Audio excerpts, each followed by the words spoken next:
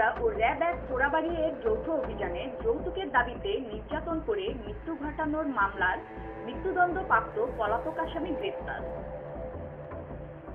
RAB 12 CPAC Bogura গোপন সংবাদের ভিত্তিতে জানতে পারে, বগুড়া জেলার কাহালু থানার মামলা নং 212/8, জিআর নং 53/8 কাহালু যৌতুকের দাবিতে নির্যাতন করে মৃত্যু ঘটানোর মামলায় মৃত্যুদণ্ডপ্রাপ্ত আসামি জিএমপি গাজীপুর এলাকায় অবস্থান করছে।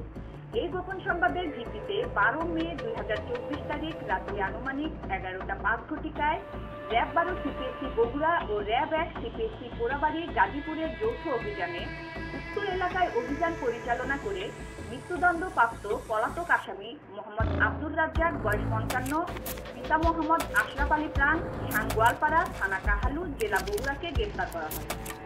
ধৃত আসামি গত 24/12/2007 সালে তার স্ত্রীকে 40,000 টাকা যৌতুকের দাবিতে নির্যাতন করে শ্বাসরোধে মৃত্যু ঘটায়। এ ঘটনায় কাহালু থানায় প্রাথমিকভাবে একটি অপমৃত্যুর মামলা রুজু হয়।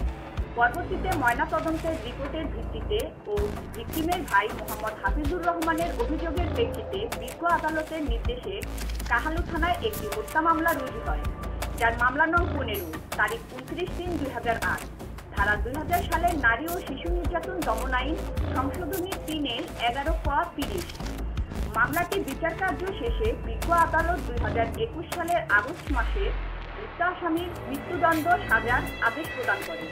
প্রাথমিক জিজ্ঞাসাবাদে জানা যায়, এই মামলার ধৃত আসামি 5 বছর জেল খেটে জামিনে বের হয় এবং আবারও বিয়ে করে ছদ্মবেশে আত্মগোপন করে সংসার করতে থাকে।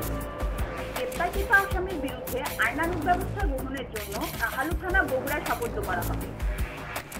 News desk Tanzil Akter Lucky. ওয়েবসাইটে BD2 নিউজ টিভি দেখতে লগ ইন করুন bd2news.com, Facebook page BD2 news, YouTube BD2 news.